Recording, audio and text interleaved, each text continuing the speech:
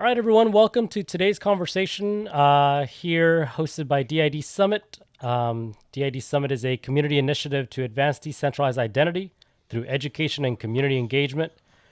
We host remarkable builders such as Idena with global communities on Clubhouse and Twitter Spaces. So today's topic of discussion is decentralization, identity, and democracy. This is a recorded event. We have two Idena ambassadors joining us today, George and Adli. George, why don't we go ahead and start with you? Give us an introduction about yourself, and then Adli, and then maybe together you all can talk about introducing Idena as well. Sure, not a problem. So, as far as I'm concerned, honestly, there isn't all that much interesting with the crypto sphere. So I've just been a participant in the crypto space since 2017, and I've been, as most wannabes will say, I've been in it for a tech, right? So I was really interested and curious about all of the technical things in the crypto industry, especially the concept of decentralization, and disintermediation, right? So removing the intermediaries. And one of the things that has been kind of bugging me a lot as I've throughout my journey is, well, actually the lack of decentralization in a few big parts of a lot of these big protocols, including the top ones. Although of course they are by far the most decentralized out of them all. And so as I've been kind of slowly getting into all this, one of the things I thought was extremely lacking in the decentralized space is identity. And I've been looking around for kind of not maybe necessarily identity solutions, but solutions that focus on the humanity behind each address, right? So like the actual humans that press the buttons, do the clicks and things like that. And I stumbled upon Idena in early 2020.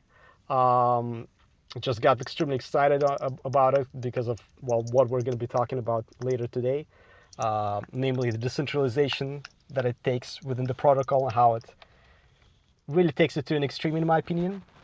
But that's really the extent of my involvement in crypto. So I've been with Idena since, really as a community member.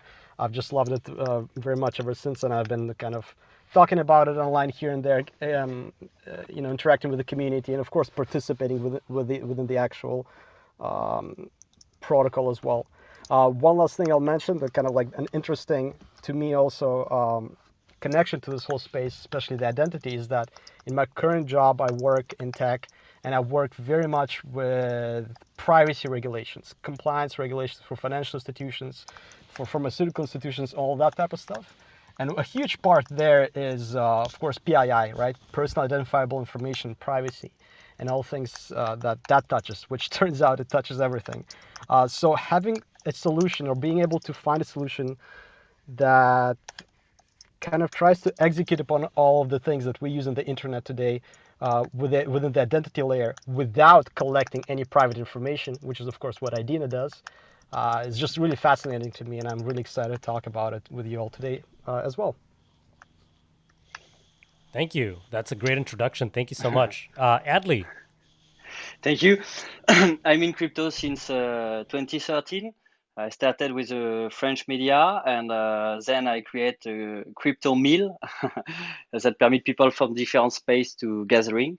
After I created the biggest French-speaking non-profit association organization about Bitcoin and crypto, I wrote several books, 3 in France, and become a speaker, consultant. I built some companies, help and advise other crypto companies, and now I'm also managing fund.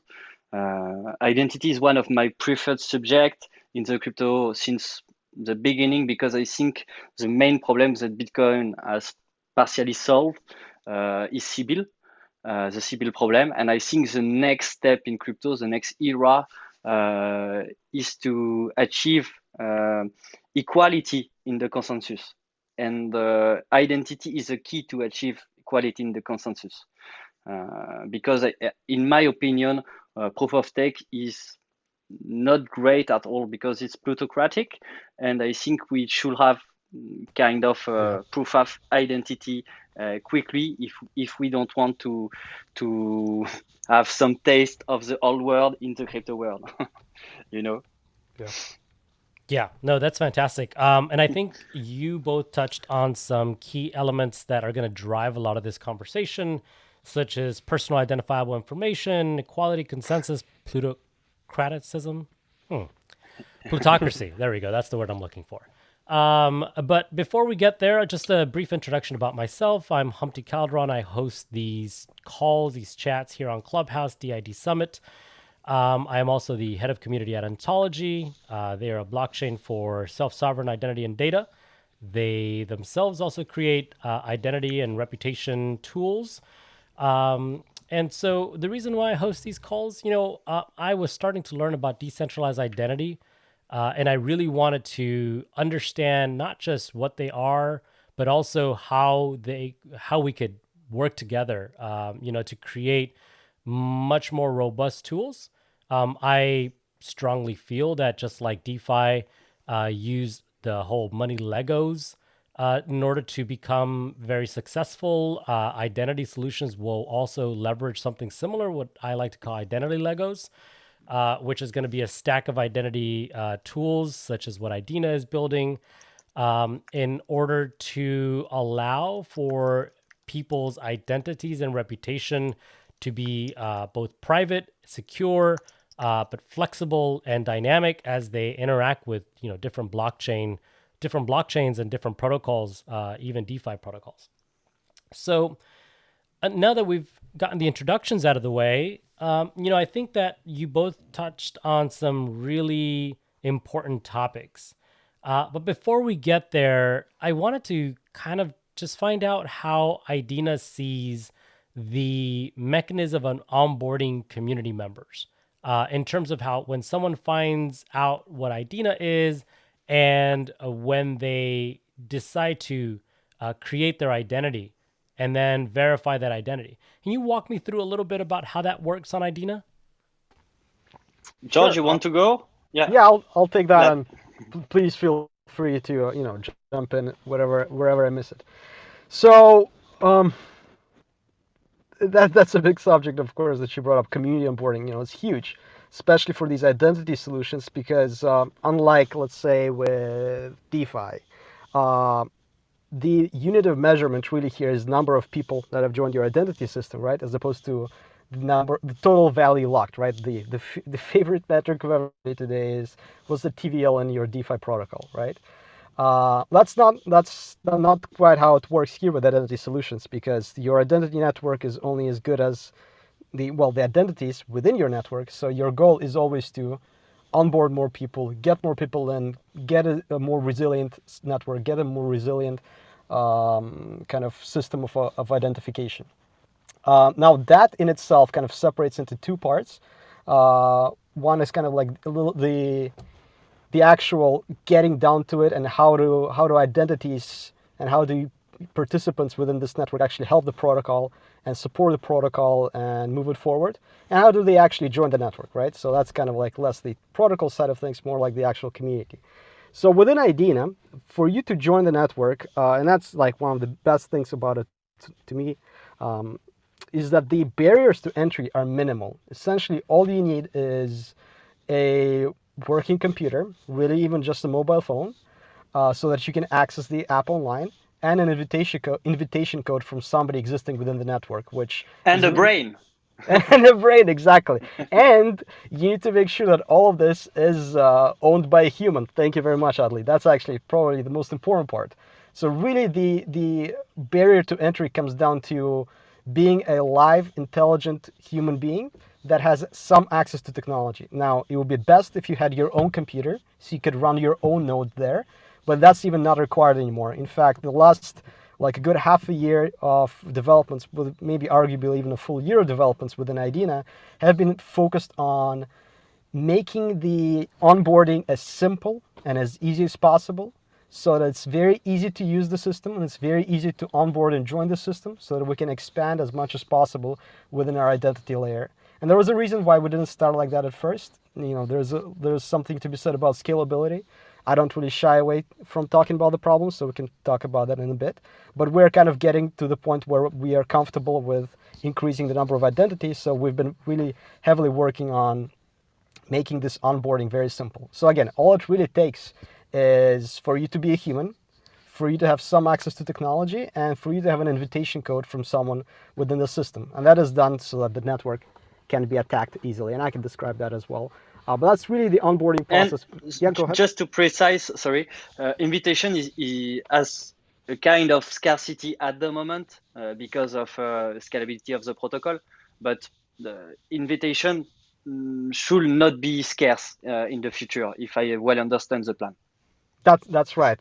At the end of it all, I mean, right now the invitations are floating around 50%. So there's only 50% of invitations that can be generated every what's called an epoch, which is the time between the validation periods of identities, which I know I'm getting into some weeds now, but I'll describe it. But essentially, it is capped at half the network size every validation period. And that is so that the network can't be attacked by someone like Jeff Bezos, so who can just spin up 1 million VMs and just brute force the network until his nodes are accepted, validated. So that's a little bit on the onboarding side. So we're trying to make it as simple and as easy as possible. Today, this means going to idena.io, clicking on join the network. There is an installation guide there, or there is just a FAQ for you to see what it would take, as well as a link to a community where you can actually ask for invite codes. And that's it. That's all it takes to onboard, and that's what we're trying to do, make it very simple and easy so that we can get more people.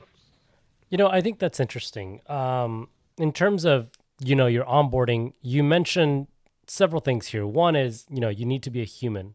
And I think that goes back to something that I've heard a lot while, talking to you, but also talking to the Idena community, and that's personhood, right? You need to identify as one person, one human.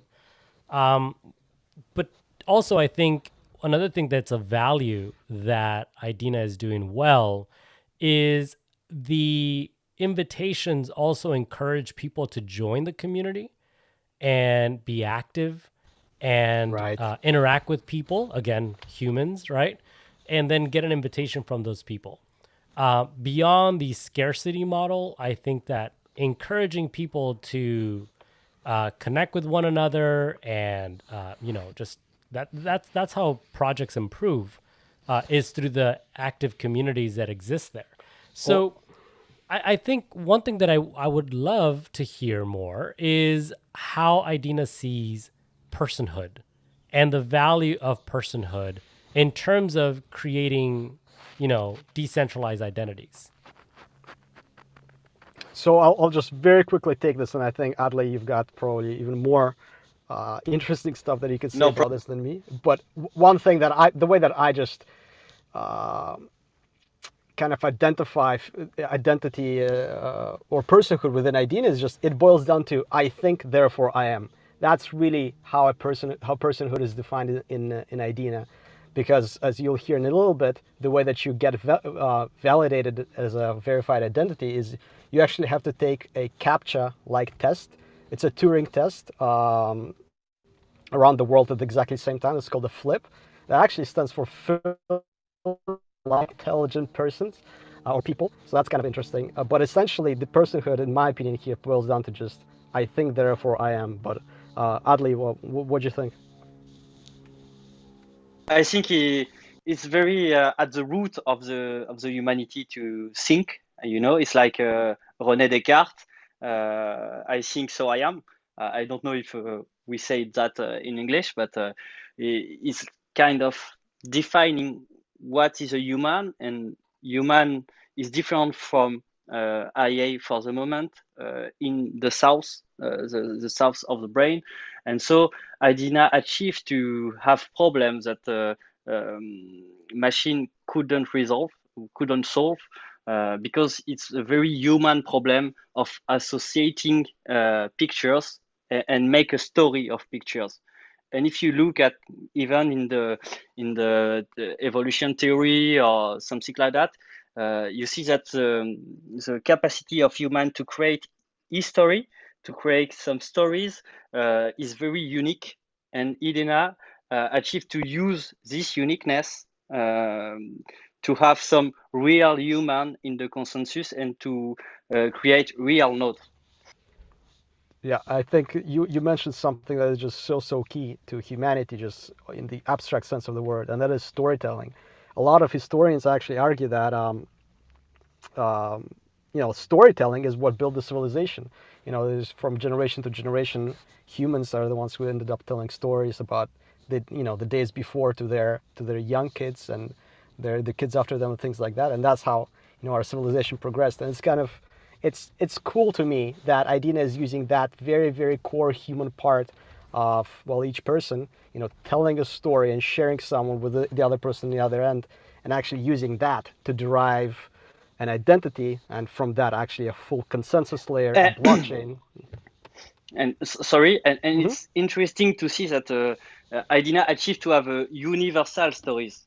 Yeah, Even yeah, even if we see in some flips, we can see some Asian inspiration, yeah, European inspiration, or different inspiration. It could be an improvement of the protocol also to have a localized flip, if I should say, yeah. if I could say, but the protocol really aim to be universal and to check core humanity of every people Yeah, that want to be part of the network. And I think it's very important.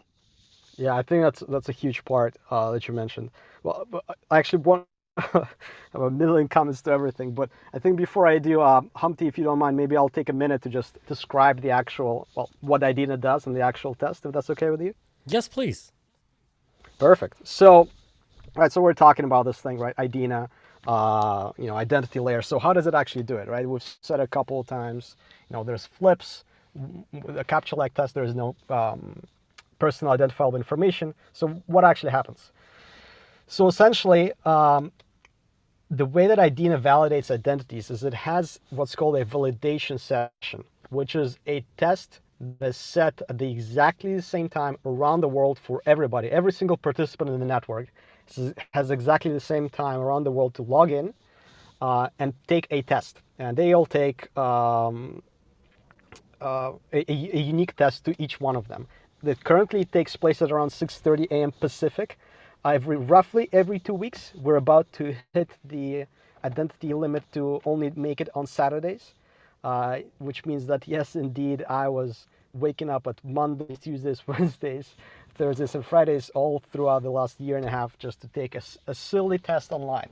So what does this test actually look like? Essentially, once you log in, the system says, prepare for the test, and after a couple of minutes, or a couple of minutes before 6:30 Pacific, it starts doing what's called a flip distribution, which is where the protocol, not a centralized service, not some specific master node, no, an actual algorithm within the blockchain protocol sends a random amount of these Turing tests called flips to different participants around the network in a random capacity. It's almost random. There is some logic there to make sure you don't make your own tests or you don't do your own tests. So essentially, you get there, and those tests consist of series of pictures.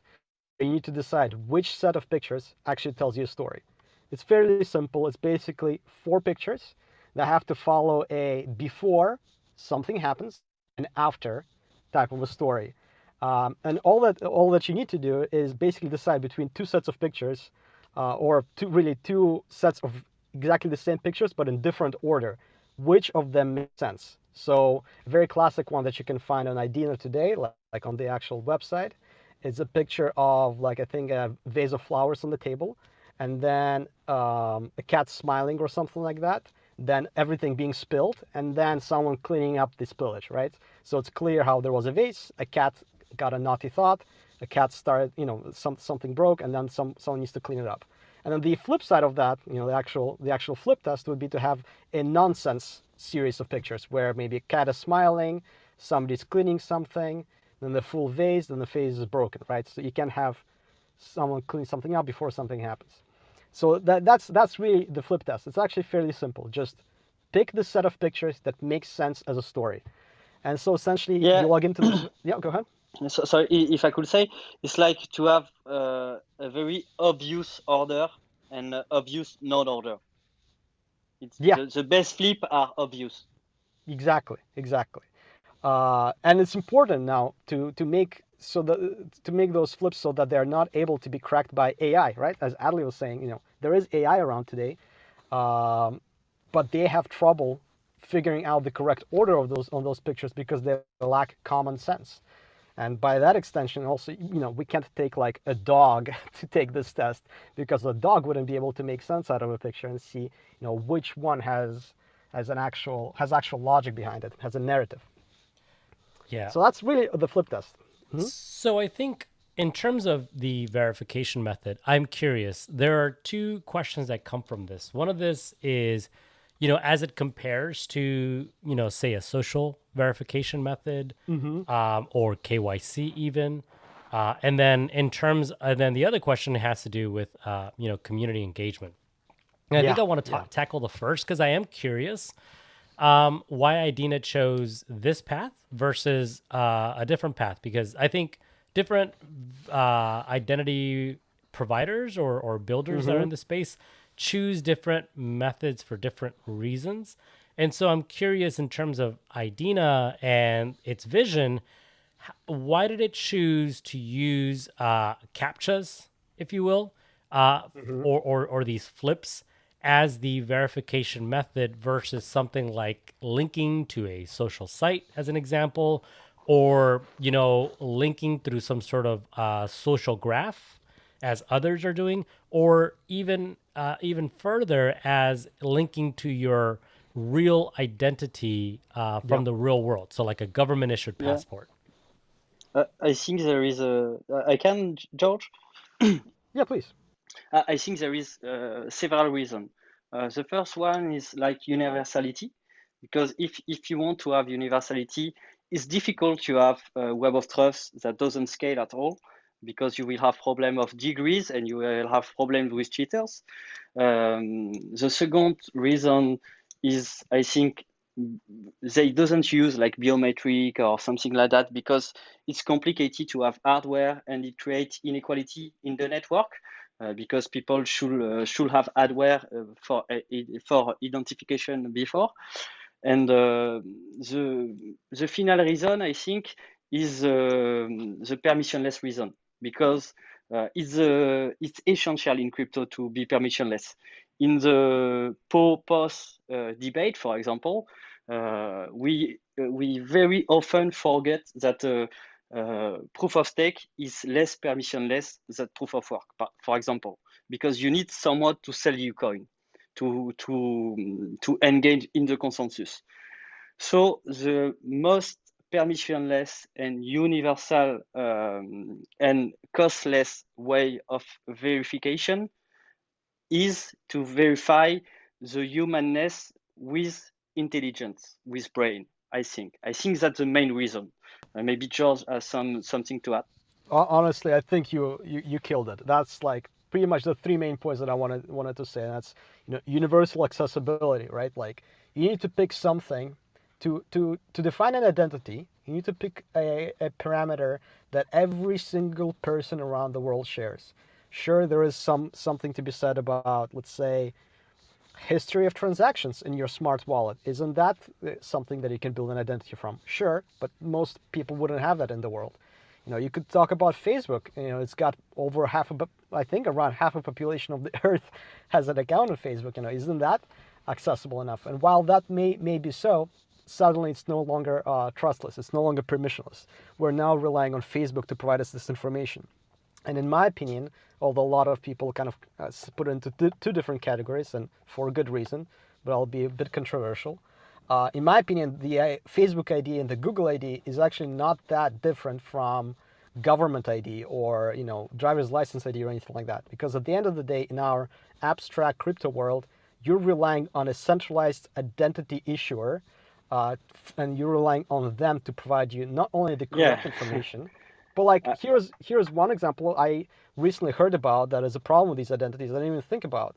What about less than friendly nations that they have valid identities? What if somebody, let's say, I'll pick the usual culprit. Let's say, North Korea says, all right, we're just going to issue 1 million fake IDs from our government. We deem them correct. Do you now have to accept them in some blockchain protocol as well? Right? There's there's extra layers of and surface levels of attack that can happen when you introduce a centralized identity provider. So that's a no-go either. And then you're left with just, well, what is a human? And then there's biometrics, as Adli said, but those require hardware, not very accessible. And it kind of comes down to, well, what is the most classic human thing? And Idena says it's to think, and I tend to agree with that. Well, that's interesting, because what I'm hearing from you, and correct me if I'm wrong, is in terms of identity, is in terms of verifying that you are a real human, at least in the terms of how Idena is solving this challenge, is it's about accessibility, where you're not making any assumptions that this person already has experience on the blockchain, because there is some truth to the fact that someone's on-chain transactions is a huge part of who they are, Right. and their behavior, right? In terms of how Yeah. that behavior can then be categorized in terms of Yep. incentives and access. So that's super interesting, because I think maybe what Idena is trying to solve, and this is what I love about this space, is, and why I'm a huge advocate for identity Legos, is that people or projects are building for different people, for different use cases.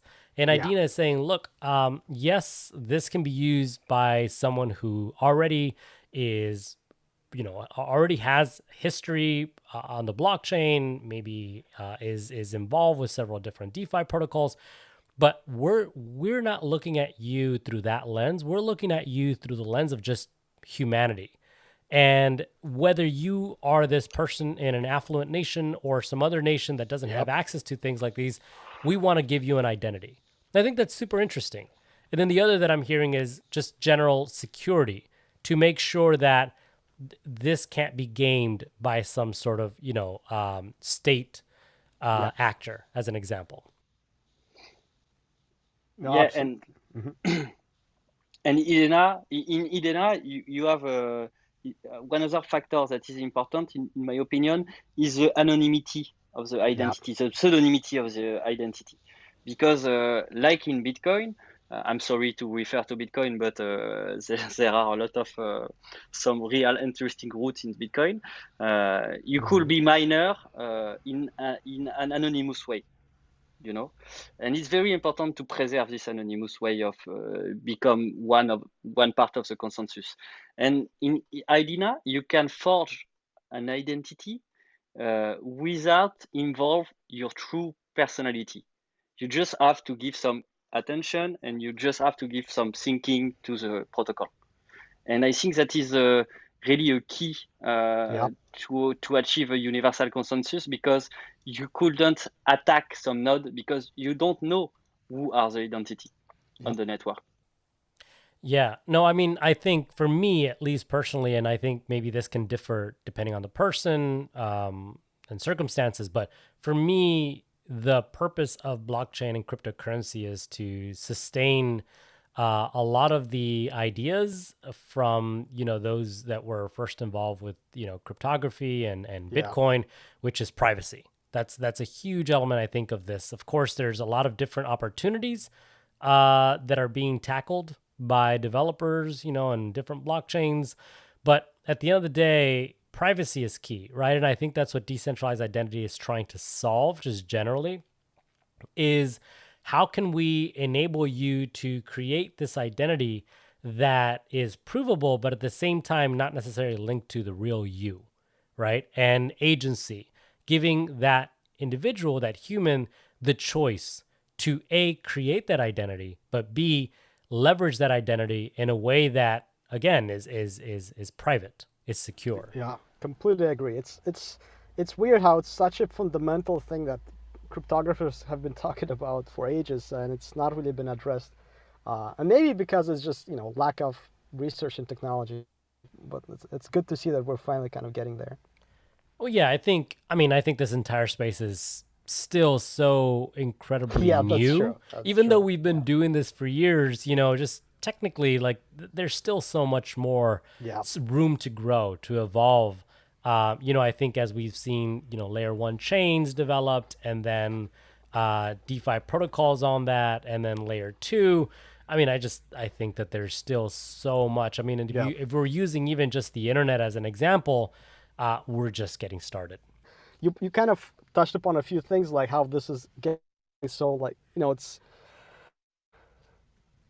it's a big fundamental question, and what I personally like appreciate with Idena is that it's trying to tackle this fundamental question in a fundamental way. So hear me out.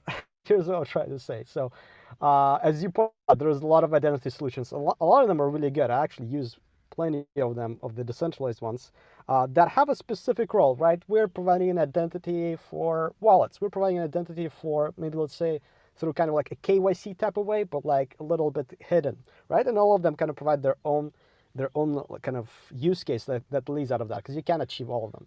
What I like with Idena is that it's trying to actually fundamentally build this decentralized, trustless identity layer that can be leveraged for any of those use cases. And that's actually very, very ambitious. Like, as the more you look into it, the more you understand that what this project is trying to do is actually quite huge. And in fact, if you look today at its white paper, you're gonna see that this is not just an identity layer, and it's not just an identity protocol. This is actually a whole blockchain.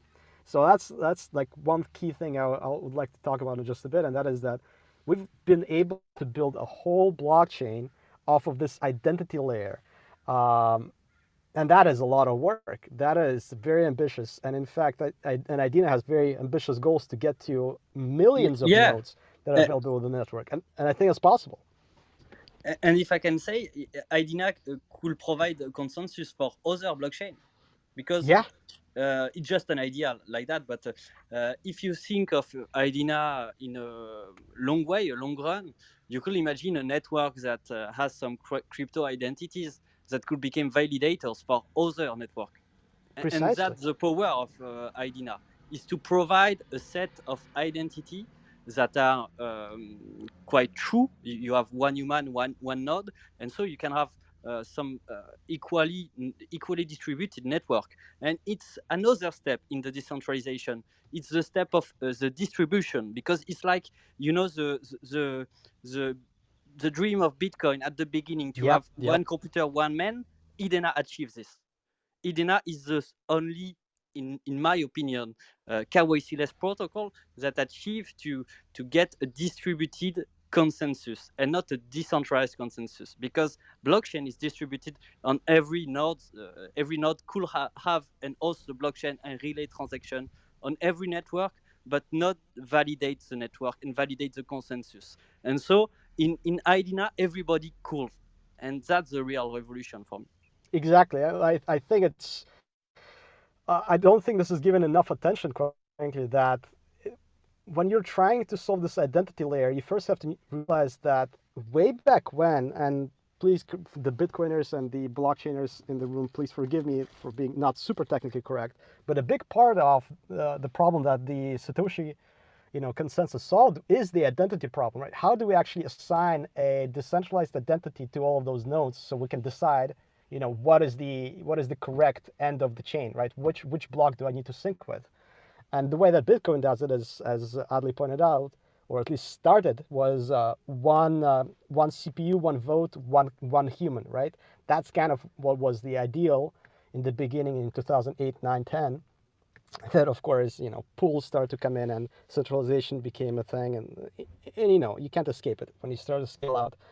But that dream of one CPU, one vote, one node started to kind of slowly, well, one CPU, one vote maybe is still there, but one vote, one human kind of started to disappear. And a lot of people just kind of say, well, that's just the way it is, right?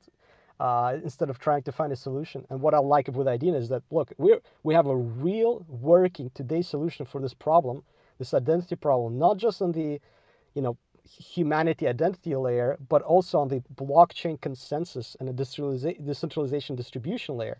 I mean, today, and if any of you follow me, unfortunately, on my Twitter and see any of the boring tweets put out, I just yell and scream about Idena being so incredibly decentralized, because it's true. Today, I can verify it on my node. We have got over 4,000 individual mining nodes on the network, with all of them having only a single vote. Not one of them has like bigger votes for blocks than others. There are some things around pools that we have in Idena, but even there, we actually made sure that the actual blockchain itself, the distribution of those blocks and proposals are all entirely distributed, and it's built upon that same identity layer, which is kind of cool how it all piggybacks on top of each other, and it's just a very elegant design. So one of the things that I think we should maybe drive a little bit more is this conversation about one CPU, one vote, and one human, one vote. Sure. And I think what you brought up, and I think we've talked about this briefly before this call, was the way that centralization of power with Bitcoin has really changed it from its original vision, in terms of the CPUs being ran by organizations versus individuals. On Idena, you mentioned that there was a group that tried to do something similar.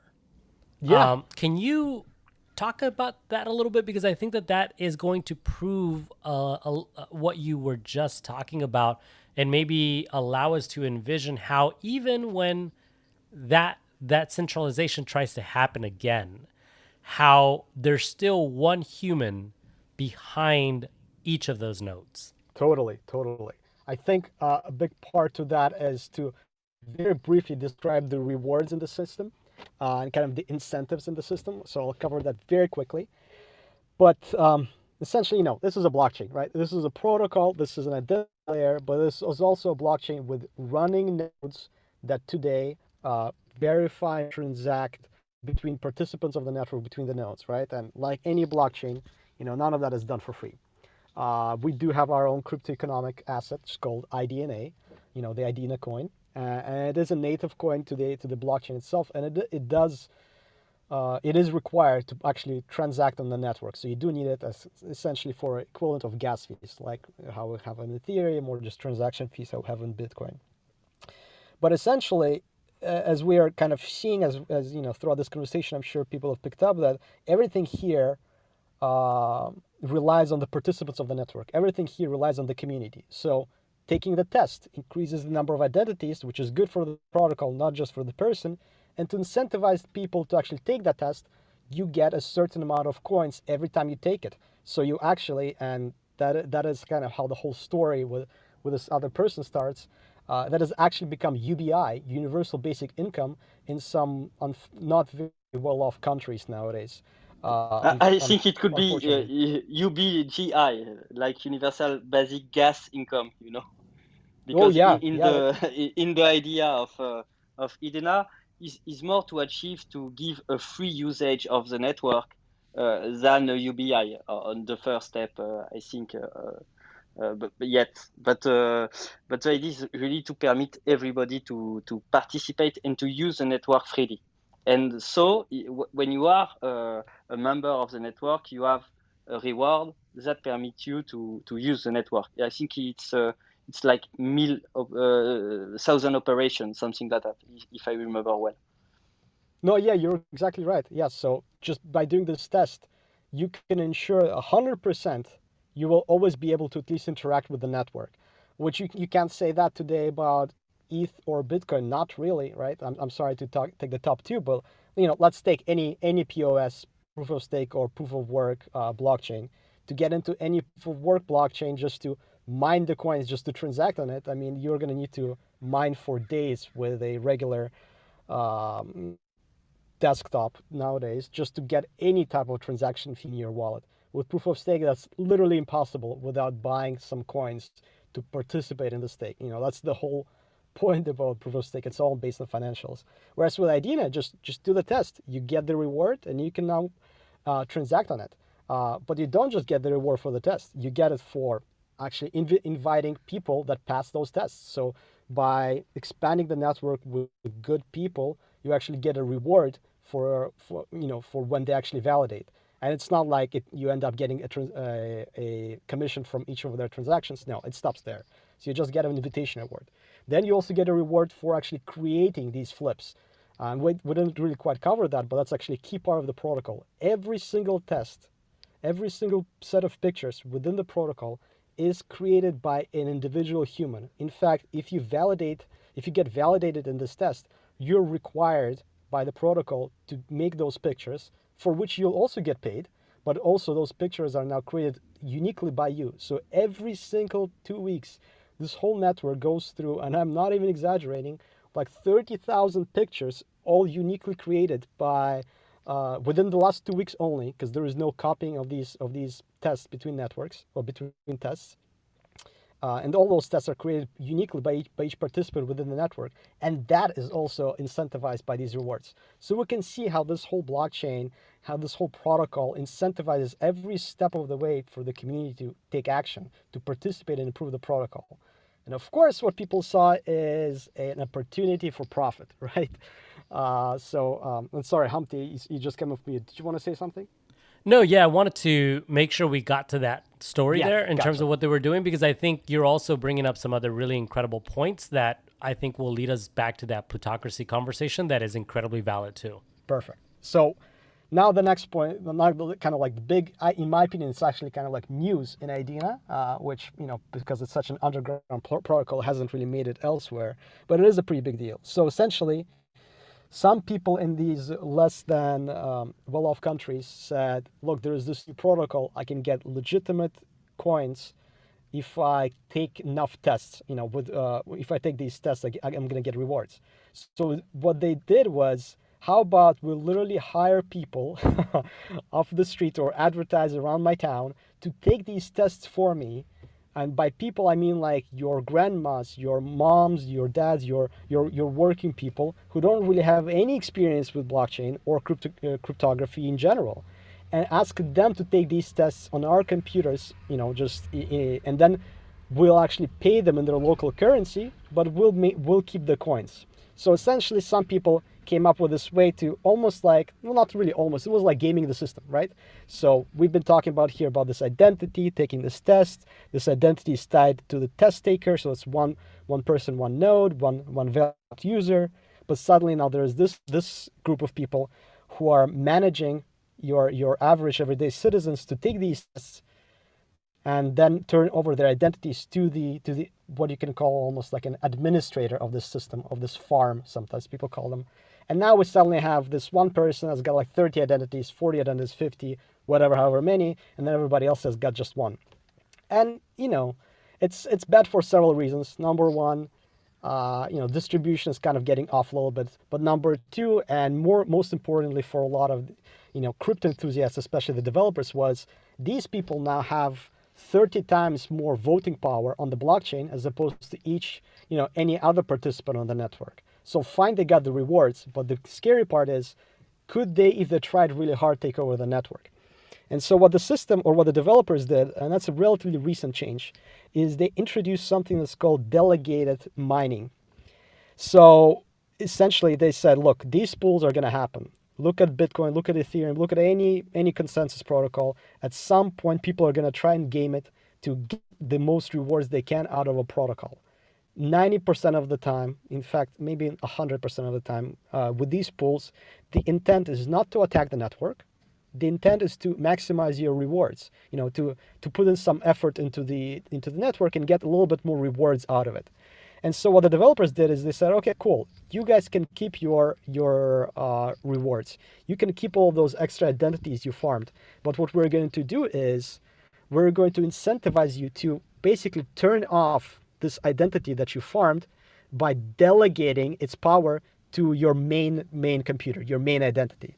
And what this will do is it will increase the rewards on your main identity, but you will only keep the one vote from your main identity on the actual blockchain.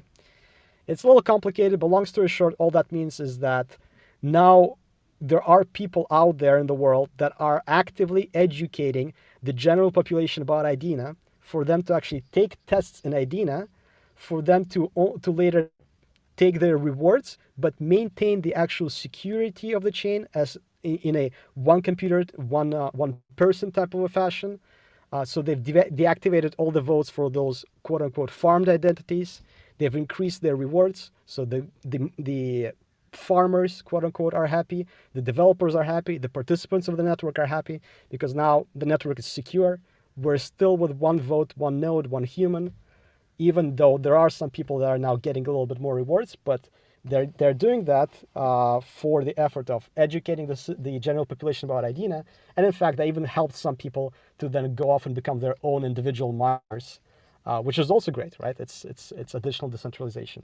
So that's kind of the whole pool system. So I think what's interesting though is these people still need to solve for these challenges. So at some point every 2 weeks or so, which by the way, like I said, it's coming up, and I'm running my node, so I know that's coming up and I need to do my flips. What I find interesting though is even if these people are trying to game the system, they still need to go to 30 or however many humans that they got to create these identities to then go and solve these challenges to keep their identities active on Idena. So I think that's pretty cool, because there's still some friction where you're able to maintain that security, but at the same time, that parity between one human, one vote.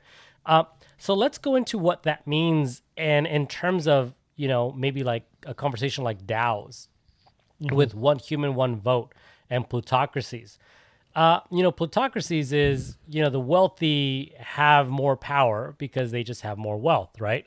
So in terms of how DAOs are working today, it just seems like it's following a bit of that in terms of if you have more coins to, on that particular DAO, your vote counts for more because you are swaying that based on the value of, of your token wealth. Whereas, the intention may be, I want to get a read on what my community wants from this project. But, if you're technically asking them to stake their tokens to do that, are you really getting that? Maybe not. With the one human, one vote element, it won't be, the power of the vote won't be swayed by those that have the majority of the wealth. Yeah. But instead it goes to equally to the individuals that are active on that platform. So I think that there's a lot of value to that. I don't know. Did you want to talk a bit about that in terms of how maybe just generally how, how that can work? I can go, George? Yeah, please go ahead, Adli. Yeah, we have seen very different stuff in DAO, like the system of Holo, for example, that use a reputation system and a stake system to achieve vote. And you have many other system like a closed system. So it's like a problem because you must accept new member in the DAO. Even if you want to make quadratic vote that help to reduce the problem of plutocracy in DAO, you have to identify people. That's the problem of quadratic voting. You have to identify people to make quadratic vote. So Idena solves that problem, and I think that is very interesting to have one person, one vote in terms of governance. Because the real essence of governance is to build stuff with the vote of everybody. And in crypto, you have also another problem that is first arrive, first serve. It's great for the capital, I think. I'm pretty okay with the fact that people that come before have more wealth than people that came after because they take more risk. But it's not fair that on the long time, those people keep the power. The problem is more, like the transmission of the power over the network and over the network effect, and not the transmission of wealth. It's my opinion, but George, maybe you want to add something? I think as always, you said exactly what I wanted to say. And I think the very important part that you just mentioned is long term. Like, let's take blockchains. We're trying to build these systems. I mean, when you talk to these founders for hundreds of years, right? Maybe at least decades. We're trying to build a very, very long-term resilient system. Let's take proof of work. After 100 years, let's say a young teenager crypto enthusiast to join the network and help to mine some proof of work, like let's mine Bitcoin. Their node, their little video card is going to add one, maybe tenth of millions to the power of the network, And how could they improve it? If they buy more, so that means they have to buy more. That means there is more capital, and essentially, the longer the proof of work network runs, the harder it is for each new participant to actually assist the network, or at least keep the amount of that they assist equal. Now you take proof of stake, exactly the same. In fact, at some point, the way that proof of stake works is there's just going to be not enough coins for everybody to stake. Now, of course, you can, do some changes to the protocol and whatnot, but literally after probably after a couple of decades, most, let's say, Ethereum is going to be just staked. And if somebody would like to join the network and stake it there again, for their vote to count, that wouldn't happen. You take DAOs as well. Let's take DAOs, and it's very similar problem as with proof of stake. After a certain amount of time, all the coins are just going to be either in some way sold out or too expensive to get, and it would just take you too much effort to actually join and have your vote count. With Idena, every single new vote counts as much as the previous one or the one after. And and in fact, it counts as much as all of them in the network, which is 1 over the size of the network. That is just so beautiful, right? I mean, you can have people join the network and actually feel like they've affected something, right? They are bringing something to the network that is sizable. It is at least as countable as every single other person's vote on the network. And in fact, recently, it was hilarious. We were doing a fork, because of course the system is under development, so the developers released a fork to actually introduce changes to the network. And because the way the network works is it requires almost unanimous support of all miners and nodes, as well as identities, to actually activate the fork, we were like in this limbo state of several days waiting until everybody joins the network and activates it. Now, of course, that's the same case or similar case with a lot of these other consensus protocols, but I just thought it was funny how already a year and a half into it, we're so decentralized. We are slowing down our own efforts to upgrade the network because it takes a while to get a decentralized consensus, and that's just how it is. And I think the icing of on the cake is that we having a set of different identities and unique identities, and like registered identity, decentralized registered identity, permit to achieve some scaling issue also, because we was talking about the scaling of the governance. Oh yes. And it could help on the scaling, technically speaking, because if you have some step to become a member, you become registered. You become a member of the network, a node of the network. And it's like to become registered in a permission network.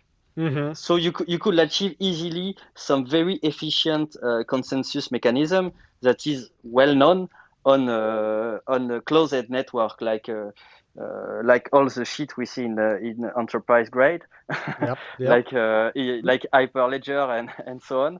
And you could achieve to have a set of identities that could validate the network, and that are totally decentralized but registered for the network, and that permit achieve some interesting scalability issues, I think. Yeah, like sharding is totally possible. I won't go into that because it's like a whole can of worms, but it's a lot easier to achieve it on something like Idena than a lot of other protocols. Yeah, because you could have rune validation. Yeah. It's Yep. each people validate after and after, and you could predict in some logical the each turn of each node, and Yep. achieve a very efficient consensus. Yeah, I think you've brought up some really interesting points. One of them, of course, being separating the value of wealth and the value of votes. Mm-hmm. Of course, there is value and purpose and a desire to make sure that those that find a project early and get involved, sure, if the value of that token goes up, well, congratulations to you. You got in early. You got on the ground floor. Right. But I think that regardless of when you got in, there is a value to making sure that their vote matters. Mm-hmm. And I don't think that there's anybody, or at least there shouldn't be anybody, who's a part of a protocol that has some sort of governance model that doesn't want people's voices heard, because that is the purpose of any protocol. Any of these crypto blockchain protocols is to empower people's voices. And it's through that empowerment that you can grow, that you can scale, that you can evolve. Yeah. Because you need to adapt, right? And it just because you got in early, it definitely doesn't mean that you knew everything or that you are abreast of the technological changes that are necessary for the project to improve. There may be somebody that joined a little later that has a lot of value, things to contribute, and their vote should matter, regardless of they have 1 token or 1 million of those tokens. Agreed. So I really Totally. like that, the way that you presented that. I'm going to start inviting people to raise their hands if they have any questions. We'll keep chatting, and if when you are invited up to the stage, please do make sure you mute yourself until you're called upon. So please go ahead and get started. Raise your hand. Just a reminder, this is a recorded event, so when you come up here, please be aware of that. And if I may, just of course, any questions go. But one thing that I thought would be really interesting to talk with the community about, and of course with us as well, is we talk about all these technical things or somewhat technical, deep blockchain, but what the hell do you even use it all for, right? So what cool use cases could even be achieved with decentralized identity? And I've been trying to think on this on my own as well. Like, what is a true decentralized identity use case? And what I thought would be like those that essentially the easy ones that require Sybil resistance. But let's actually give an example. So here's one I thought of recently, and that's because of my 9 to 5. I work in this industry. But a decentralized communication protocol, or like maybe a decentralized email system, right? Like the way that it works today, let's say with Google, Yahoo, even ProtonMail, essentially for them to offer you free email services, they ask you to pinky promise you're a unique individual, typically through a phone number, an email, or through some other referral method. That's just because they cannot support all of the bots that would access their free email service. Well, whereas here, with a decentralized identity, you have a truly, entirely trustless, entirely free, decentralized communication system that is not going to get attacked by bots if you introduce a filter such as Idena on top of it, or some other decentralized identity. I'm of course biased. And that would be able to actually support those users because they're limited, and then maybe even work through some donation system so that let's say the AWS VM would work in the cloud. So what I'm trying to get at is we can actually achieve entirely distributed, decentralized civic use cases like serverless machines, or almost like serverless sites that work on, let's say, donations and end up interacting only with a registered identity layer or something like that, right? So I think some of those use cases could be cool to discuss as well. But of course, any questions or any thoughts from the audience are very welcome. Yeah, there is a lot. You about a lot of question, and we could think at Kleros project that could be run on Idena, and that could have a lot of synergy with Idena. We could think about the ads, paid ads. We could think about a very pragmatic stuff like the the ICO on coin list. It's very difficult to have a proper waitlist on every website. And with Idena, you could just have a login, modal that connect to the Idena protocol and to check that there is only one person. There is a lot of use case. There is 8 billion user on Facebook that are deleted every year. It's totally crazy, the number of fake identities, and the impact of fake identities in the trash and troll commentary, and in the politics. Election have been influenced by bots. And if we just could separate bots and real human, or just obtain a filter to just filter bots, we could have a better web, I think. And that's a lot of use case. Certainly. I think that there's a lot of utility to, decentralized identity, be outside of, what we all may be familiar with when we're working in blockchain and cryptocurrencies. I think that one of the things that you mentioned that I think is super valuable is the ability to be able to take your identity with you to different platforms, right? The portability of it. Beyond the composability of it, which is to have your identity, be a part of multiple different identity solutions, there's going to be a value to be able to take that, and utilize that, like you said, for applications outside of blockchain, like using that to authenticate yourself through your email, or using that to leverage the different types of advertisements that are fed to you because of the amount of information that is held in your identity in terms of who you are and what your preferences are. I know I've hosted some folks here on these calls before, and they've said, wouldn't it be great if we can take our preferences from site to site, from website to website, and say, let's just, instead of filling all of the same information on every website, we just take that information and we choose what we want to share, but we make sure that what's being served to us, in the normal world, in the regular world, outside of blockchain, outside of crypto, is pertinent to who we are. Furthermore, I think that there's going to be opportunities for sure as you start to build up this data to monetize that as well, and monetize it in a way that is private, secure, and regulated by you, by the person that's creating that data, versus these centralized institutions like Facebook and Google who provide you these free services, but behind the scenes, they're selling all of your data. They're monetizing and making a ton of money off of that in terms of ad revenue. Now you control that. You say, sure, I'm willing to share this information for you to serve me this, and I'd like to monetize some of that, but you control the extent of that. And I think that that's going to prove a ton of value outside of just blockchain and crypto. Oh yeah. Own your data, self-sovereignty. Oh, for sure.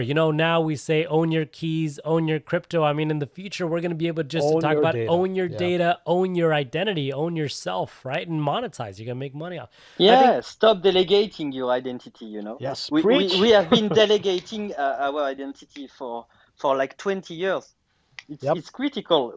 The web is full of bad practice, For sure. Why we invent I have lost my password. It's like a crime. Yeah. And we have the technology now to change stuff. Definitely. I think that, one of the things that's been kind of, I guess, a barrier to entry, or just something that's proven difficult, is you lose your keys, you lose everything. But I think as you intertwine that with your identity in the future in a decentralized way, there's going to be ways to reduce that, where you can potentially retrieve that key because it's tied to a different identity element of who you are on the blockchain or in the real world. It's like, oh, let me retrieve that because you know what? My identity is attached to it. I can prove my identity without a doubt. So I can retain that key forever. And I don't have to say, well, so long, crypto, that I had in that wallet because I forgot the mnemonic key or the private key to access that. So I see that we have Astro up here. Before we start inviting people to answer some of these questions, to ask questions, I'd like to thank Adli and George for your time today, for coming here today, for answering questions. And thanks for the invitation. For talking about Idena, for talking about decentralized identity. I found it incredibly valuable and insightful. And I can't wait to invite you back and maybe talk about, identity in from a different perspective. Love it. Yeah, for sure. Great. Astro, go ahead and ask your question. Hey, Adli and George. So I have a question about, what do you think about people that are selling their identity in real life? So I'm from China. So in my country, besides some like poor countryside area, they are trying to sell their identity because they don't care. They are just trying to sell to some agent that could make some bank account on their own data.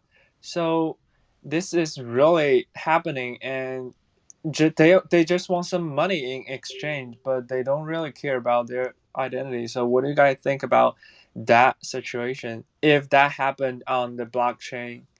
So what do you guys think about that? Can I answer, George? Of course.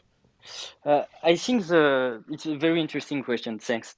And I think the very challenge here is to achieve to make Idena as accessible as the protocol can. Because if you have a very accessible protocol, the incentive to directly participate in the protocol and to have some reward for solve problem is higher to delegate this task to another people. I think that's really the key of Idena is to incentivize people to make the job themselves. I really think that the human farm could be a problem, but this problem could be solved if Idena achieve to make people engage in a better way that they will be engaged for somebody else. George, maybe you have something to say? Right. I agree. I think I'll just to give it even a bit more abstractly. So that's how Idena solves it, and I think just in general, any identity layer. So let's take the one in your example, like Chinese government ID, and then the participants are the government, the user, and then some banker who buys this identity, right? Any identity layer, in fact, needs to think about this. It's almost like an attack on the network, which is the bribery attack. What if somebody just goes out and actually tries to purchase some identities? Well, the system, in our case, it's a blockchain protocol. In that case, it's a Chinese government, and I'm sure there might be something there, needs to have like layers or solutions there to that own problem. That could be either incentive for the user to either keep their own identity so that they are able to, let's say, sell it and then go to police and actually tell on them and end up getting them in jail, getting an additional reward, and then getting their identity back and the payment, right? Either have some incentive there that would push users towards maintaining their own identity, or at least sell their identity in the way that is favorable to the system. And that's what Idena does. Of course, in the real world, that's just straight up illegal all around, at least as far as I know. That's how the real world takes care of that. But once you start putting in like legal, illegal, you add a whole layer of, well, what is it? Who's going to be enforcing it? So it's quite complicated. So I guess my response to this whole thing is, especially in the blockchain world, any identity layer or system that you're looking at needs to address this problem on the protocol level, so that if something like that happens, there is a way out for the user. There's an incentive for them to make it so this sale of identity does not how do I put it? This does not disturb the protocol, right? Does not disturb the equality that is being put in there. Well, I think for me, what I'm hearing, and I think what's going to be incredibly valuable, is again about differentiating the way that of what we're building here on blockchain and crypto versus what's happening in the real world. I think some of the issues, Esther, that you bring up may have something to do with the inequality or the unequal distribution of wealth. Some of these people are looking for ways to be able to monetize anything that they own, anything that they have, and say, look, I just need something. So I think it's a matter of giving them value and doing so in an accessible way. And what George and Adli touched on, I think, is whatever is being built right now to solve for these problems needs to be done in a way that people can easily access, right? We need to lower that barrier tremendously from where it's at today, even, so that anyone can access these systems and be a part of it. The other is, in terms of like what Idena is doing and UBI and some other projects that are working on in terms like this, is giving them an incentive to be a part of it and saying, look, if you're a part of this, you don't need to get rid of your identity. You don't need to sell your identity outright. What you do is you are a part of this protocol and you will be incentivized through this work And again, because it's made in a way that's extremely accessible, they're able to be a part of that, regardless of who they are, economic situation, and then earn, this wealth equally. And the other is, in terms of like what Ontology is doing as an example is if you really want to sell the part of your identity, if you will, or the data that your identity is accumulating, well, there are methods to do that where you don't necessarily, again, need to sell your identity outright, but you're able to sell the data or monetize that data in a way that you still own it. And you can say, look, I've changed my mind. I don't want to share my information this way, monetize my information this way. And you can cancel that anytime because you own that identity. You own that data. No, that's awesome, because that also discourages people from stealing it, right? If there is an easier way to purchase it, why am I going to go through the effort of going about and trying to steal someone's identity? Like these types of solutions, like what you described in the Ontology ID, just having a way to actually sell it and meet the participants halfway so that they don't go around doing something malicious for the network. Definitely. I think that's another reason why I'm a huge believer in identity Legos, and I'm going to keep using that word until it sticks. Is that, there in the future or in the near future, there's going to be a ton of opportunity for what Idena is building and, Ontology is building and other providers like DeID, and start integrating these together so that the person who holds that identity is the winner. Regardless of whether you're on Idena or Ontology or anywhere else, your identity has been is much more resilient and robust because of the fact that you've integrated all of these different solutions into your identity. And now it's incredibly flexible and dynamic. You can go to DeFi protocols, you can go to websites, you can log in, you can accumulate data, you can monetize it, you can gain a UBI, that's the cool thing to me. That I think is the value is you're not going to be locked into one mechanism. You're not going to be locked into, saying the only solution I have is just sell my identity. It's like, no, you have a ton of different options. It's just a matter of where are you getting started, because the end is going to be the same. And I think a great example of an identity like Lego town already is Gitcoin, right? I think we talked about this the other day with you.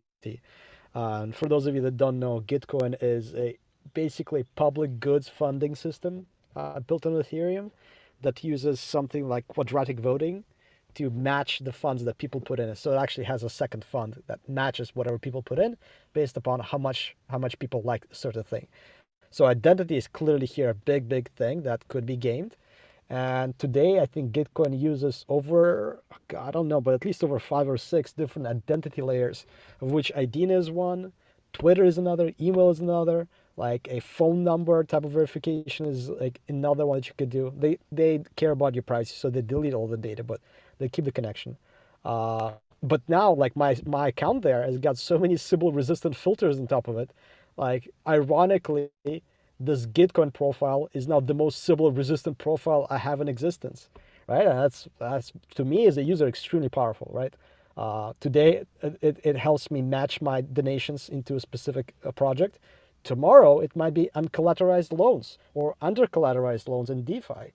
On Wednesday, the third day, it could be some voting for maybe when do we implement the next EIP fork on Ethereum, right? Today it's in July and it's basically exclusively defined by developers. Who knows? Maybe 20 years from now, some identity Legos are going to be able to actually vote upon when we do the forks and don't do the forks, right? So exciting to see some of these things already pop up in Gitcoin. Yeah, I think what Gitcoin is doing is both incredibly novel, but also very purposeful, right? In terms of the quadratic funding, I think that's really great. It's a way to making sure that projects, regardless of how much is being donated to them, get a share of that grant money based on the support that they're getting, right? It's not a numbers game in terms of the value of that support, but the number of people that are supporting it. And it is why for them, and I had Kevin on this show too, is for him it was incredibly valuable to find a way to create these civil resistant mechanisms so that the what they're trying to do isn't gamified. And by integrating solutions like Idena on there, they're able to take that first step. But I think, George, you and I had a conversation where, like, in the future, that may be the voting platform because they have all these integrations. So I am really excited to continue seeing the evolution of what Gitcoin is doing. Obviously, continue to be an Idena member as well as an Ontology member in terms of my identity. Nice. And then start integrating these so that we can get a much better experience. Yeah, I have one more questions if you guys do have time left. Yeah. Yeah, go for it. So as Humpty mentioned before, we could maybe finally integrate all of those together. So what do you guys think about if there's a chance you could work with some like centralized exchange, for example, maybe Coinbase or Binance, and maybe do a KYC stuff together? And what else could you guys like improve, or you actually use that KYC as elements? And what else could you guys do together? Maybe partnership, and yeah, probably this. Sure.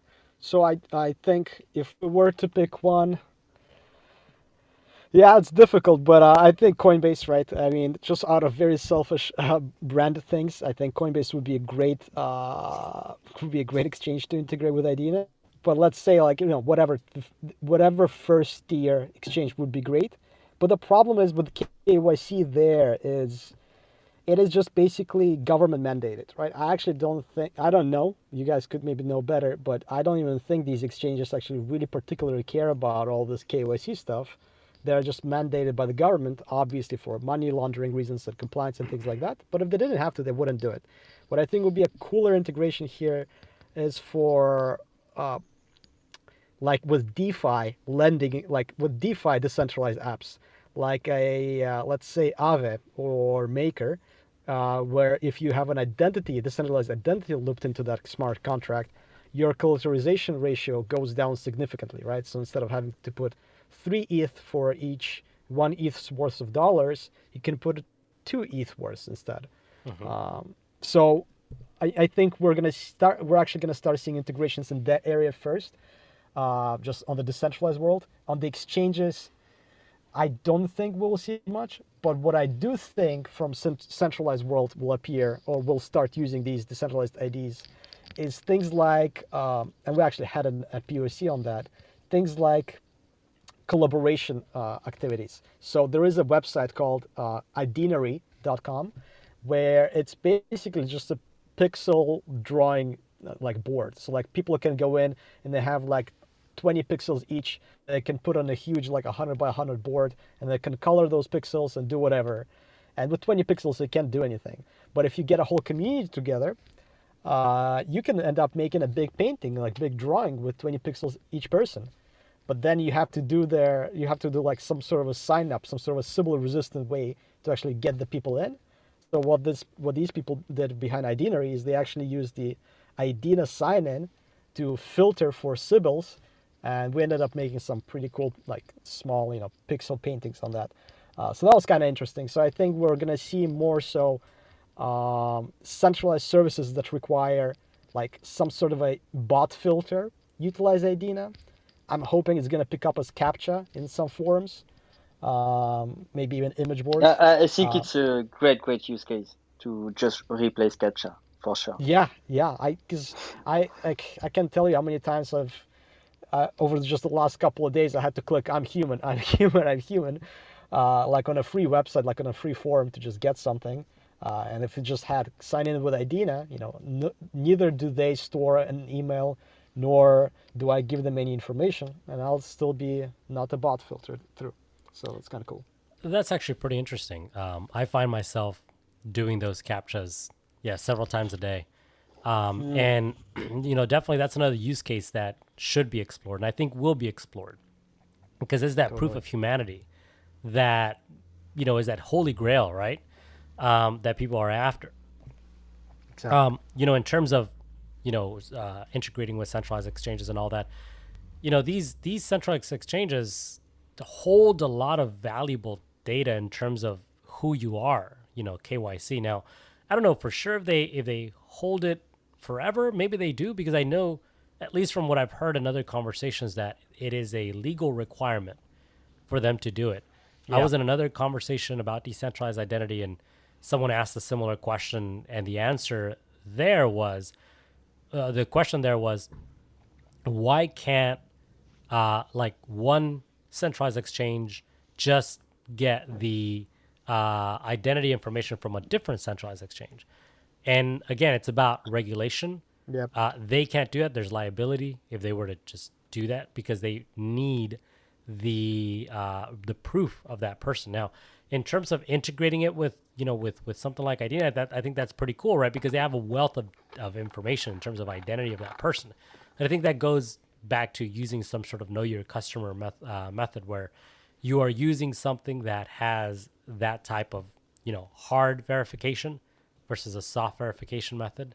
Right. But yeah, no, in the future, I think that there's a lot of exciting opportunities for either side of that, using a product like Idena to verify that you're human, and using a centralized store of information like Coinbase in your example to add another trust anchor to your identity.